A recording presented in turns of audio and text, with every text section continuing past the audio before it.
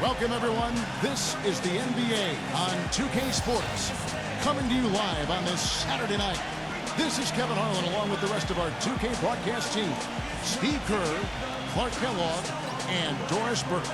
Now a chance to check out tonight's starting lineups.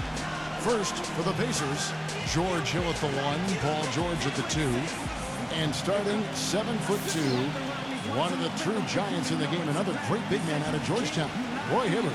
Then there's Danny Granger, and it's West in at the 4. And for the Nets, Jaron Williams and Joe Johnson at the 1 and 2. And inside out of Stanford University, a skilled post scorer with tremendous size, the 7-footer, Brook Lopez. Then it's Pierce, and it's Garnett in at the 4 slot. Well, I tell you what, the Pacers did a lot of good things last year. Defended well, protected the rim and their home court.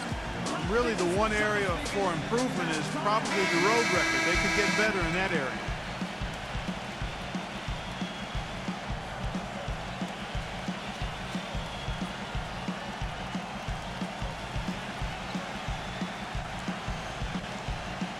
Well, Clark, as you said, the Pacers didn't play as well as they had hoped to on the road for a team that won the division. They were 19-21 away from Indianapolis, and Steve, not the kind of record they wanted to end with.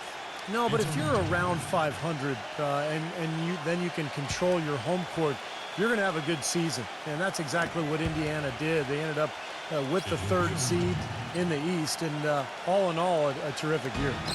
And the Pacers start off with the ball.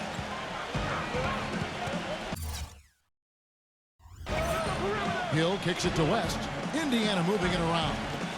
Hill with it. Williams picks him up. Pass to West. Back to Granger. 6 on the shot clock. Here's Hibbert, and the layup's good off the glass.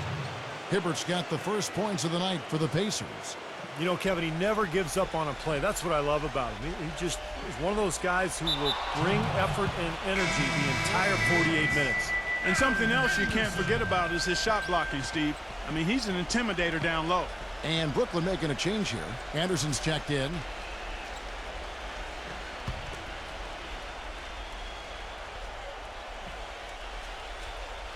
Here's West, and he banks in the layup.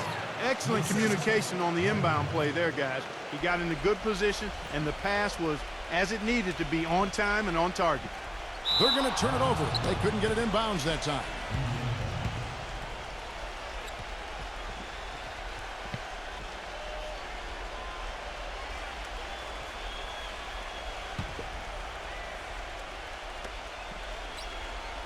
Hill passes to George. He kicks it to West. From the wing. And it's wide right. It's off the rim. You know, with so many injuries to his team during last season, Paul Pierce easily could have taken things lightly. But he just doesn't roll that way. I mean, as a matter of fact, he played through a pinched nerve in his neck just to stay on the court when his team needed him. He is truly one of the all-time great players in the league and one of the outstanding Celtics of all time, too. And that's saying a lot with all of the Hall of Famers that have worn the green and white.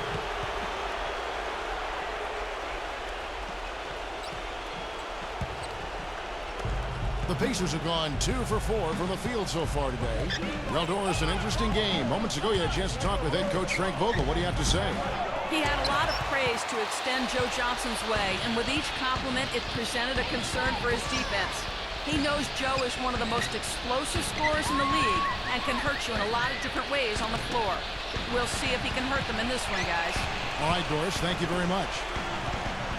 5 on the clock. And Anderson kicks to Garnett. West with the steal. And here comes the break. So he gets the whistle. Contact on the way up, and 2 shots coming up. Obvious foul. Yeah, he took a hit right there and earned those free throws. And back to Paul Pierce last season. With Rajon Rondo out with that horrible ACL tear, he really carried the Celtics, I thought. Yeah, especially offensively. I mean, we saw the drain on his efficiency, the lowest field goal percentage for him in 9 years, but you know, he still can shoot threes, still gets to the foul line. They relied on him an awful lot last season. You know, the new home for the Nets last season as they moved over from New Jersey to Brooklyn, and they must have loved their new digs because they were fantastic in front of this Brooklyn crowd last season. 26 and 15 here. Off on that one, so he goes 1 for 2 at the line. Clark, you're right. The Nets are making a good impression here, as you were saying. Always good for a team to open up a new arena with a strong record at all. And what a great stadium, guys. The Barclays Center, one of the best-looking floors in the NBA. Great design all around. And even on the outside, when you walk up to the arena here in Brooklyn, it's just a beautiful atmosphere. Brooklyn on defense, looking for their first basket of the game. And George, here we go. Dishes it to Granger. Cannot hit. And it's the Nets taking it the other way. Garnett the pass to Pierce. If you're just tuning in, we played about 2.5 minutes here in the first. Johnson, he's guarded by Hill. Johnson kicks to Williams. Shot clock at 3. Pierce dishes to Garnett. Back to Pierce, and the shot clock expires. 24-second violation. Well, head coach Jason Kidd, that's a phrase I didn't expect to hear this quickly, but Kidd wasted no time. Only a matter of weeks after he announced his retirement as a player, he was named the head coach of the Brooklyn Nets. And it's going to be interesting to see the transition. Kidd, obviously, great basketball IQ, so well respected as a person in the league. I think it's just a matter of time before he really finds his footing and becomes an excellent coach. Well, he's been working hard to get good looks, and it's paying off for him early. Nets trail by 7. Garnett, right side. Feeds to Pierce. Back to Garnett, and it's going to be out of bounds. The Nets will retain possession. And back to Coach Jason Kidd, Clark, a rookie at the coaching profession, but one of the most intelligent and respected point guards over his 19 years in the NBA. Yeah, always respected as a leader, and his basketball IQ off the chart. So I think he's one of the few guys that could go right from playing to being a successful head coach. Luis Scola, he's checked in for the Pacers. Boy, the kind of moments you love to see.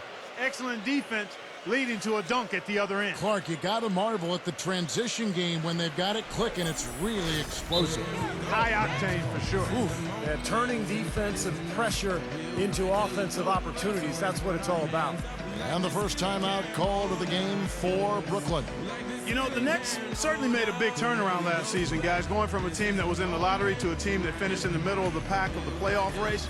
But you got to wonder if the heavy contracts they have tied their hands going forward.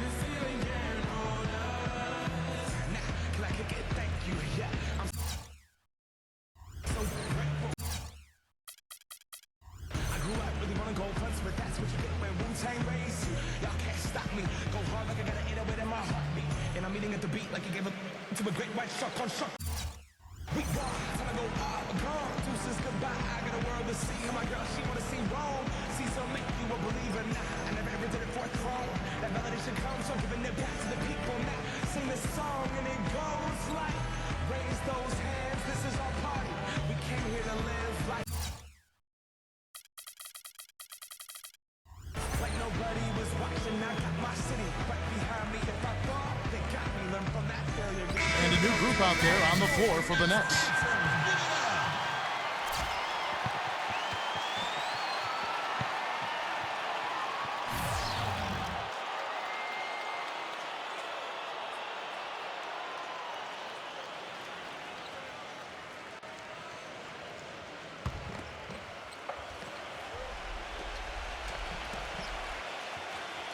Now Anderson.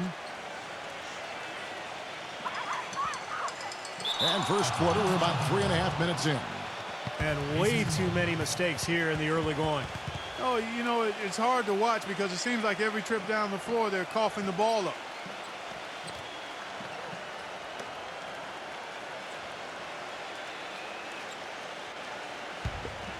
On offense, here are the Pacers.